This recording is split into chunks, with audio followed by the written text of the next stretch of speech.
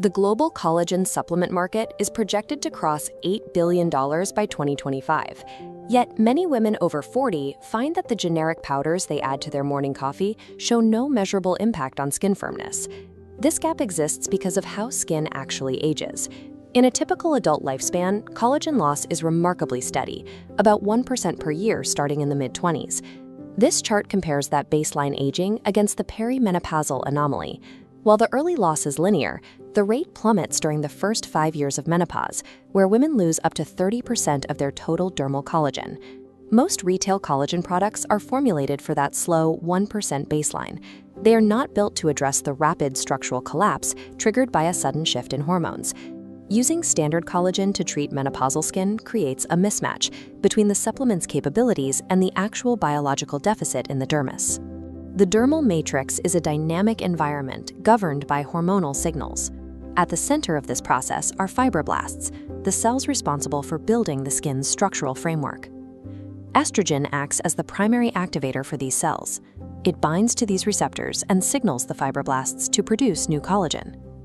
When estrogen levels fluctuate and decline, that production signal disappears. While production stalls, a second threat emerges.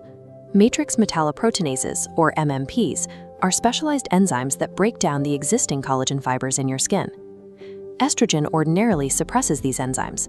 Without that hormonal break, MMPs accelerate the degradation of existing collagen at the exact moment production has slowed down. Rebuilding firmness requires a dual strategy.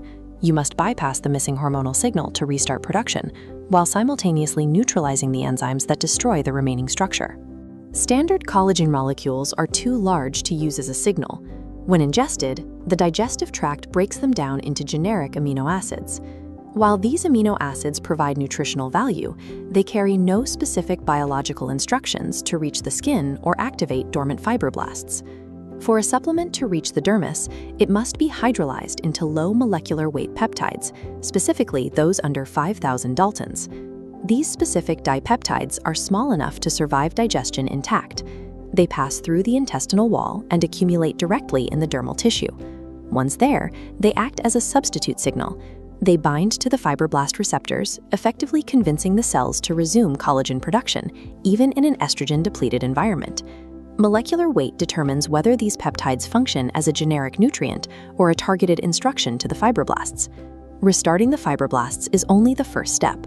The raw pro-collagen chains they produce are not yet finished tissue. Without stabilizing elements, these new strands remain weak and structurally unstable. They will break down before they can ever integrate into the skin's matrix.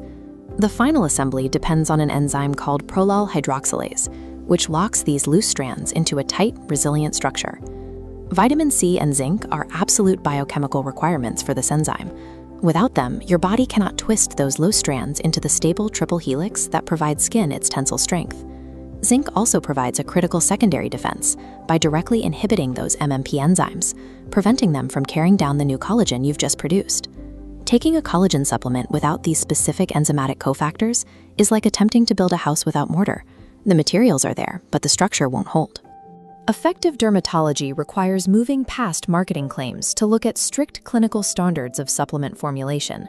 This table compares the generic retail approach against a bioactive standard.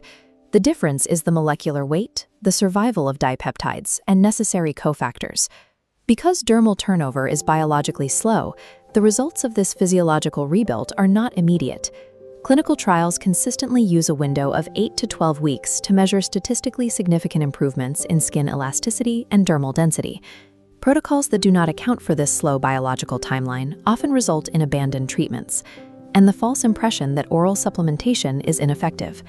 Perimenopause permanently changes the skin's biological environment, which means your strategy for maintaining skin firmness must change as well. Restoring skin structure requires delivering a targeted signal to build new tissue alongside the specific nutrients needed to protect it from degradation.